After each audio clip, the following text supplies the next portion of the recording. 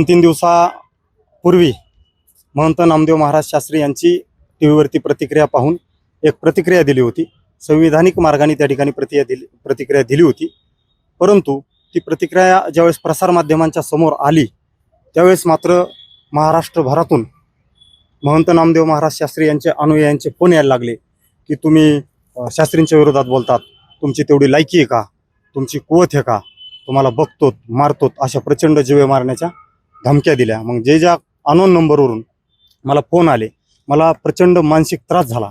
म्हणजे तू कुठं सापड, तू महाराष्ट्रात कुठं फिर, तुला मारूनच टाकणार, अशा प्रचंड तीव्र म्हणजे जीवे मारण्याच्या धमक्या आल्या. मी आज अशी रितसर तक्रार दाखल केली. जे मोबाईल नंबरवरून आली, जी व्हिडिओ रेकॉर्डिंग आली, ती रेकॉर्डिंग मी रितसर इथं SP ऑफिसला जोडून दिलेली आहे.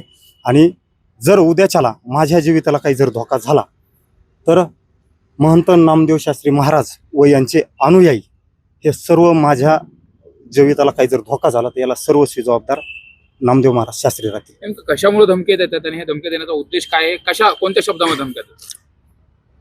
तुझ्यात तुझी लायकी आहे का, तुला बघतो, तू किती क्वालिटी आहे, तू त्यांच्या बरोबरची उंची आहे का, ते किती मोठे, तुम्ही किती, म्हणजे ते वाटल ते शिवीगाळ, एकदम नीच खालच्या स्तराची शिवीगाळ हो, ते मी इथं सांगू सुद्धा शकत नाही.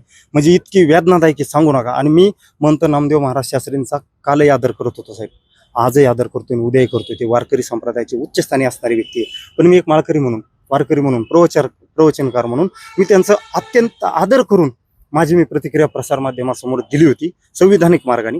पण आज अशी परिस्थिती झाली की त्यांचे अनुयायी एवढे धमकी द्यायला लागलेत की मी महाराष्ट्रभर कीर्तन प्रवचनाच्या माध्यमातून फिरत असतो, प्रबोधन करत असतो. आणि ते प्रबोधन करत असताना जर माझ्या जीविताला काही झालं, तू कुठेही फिर महाराष्ट्रात दिस, तो हातपाय मोडू, तंगडे तोडू, जीव मारू, अशा लोकांनी प्रतिक्रिया दिल्या. मी त्यांचे सगळे नंबर, नाव आणि महाराजांना काय आव्हान असेल, काय विनंती असेल त्यांना? की नामदेव महाराज शास्त्री हे ज्ञानेश्वरीचे गाडे अभ्यासक आहेत. आमच्या वारकरी संप्रदायाच्या जे काही कीर्तनकार आहेत, माळकरी आहेत, वारकरी आहेत, यांचे एक ते आदर्श आहे. आणि त्यांचा विचार ज्ञानेश्वरी बाबती एकदम चांगला आहे. परंतु त्यांनी त्या अनुयायांना किंवा महाराष्ट्रातील वारकऱ्यांच्या ज्या भावना दुखवलेल्या आहेत, त्या भावना संदर्भात त्यांनी नक्कीच एखाद्या म्हणजे अप्रत्यक्षपणे वेगवेगळे मतं मांडणं हे योग्य नाही.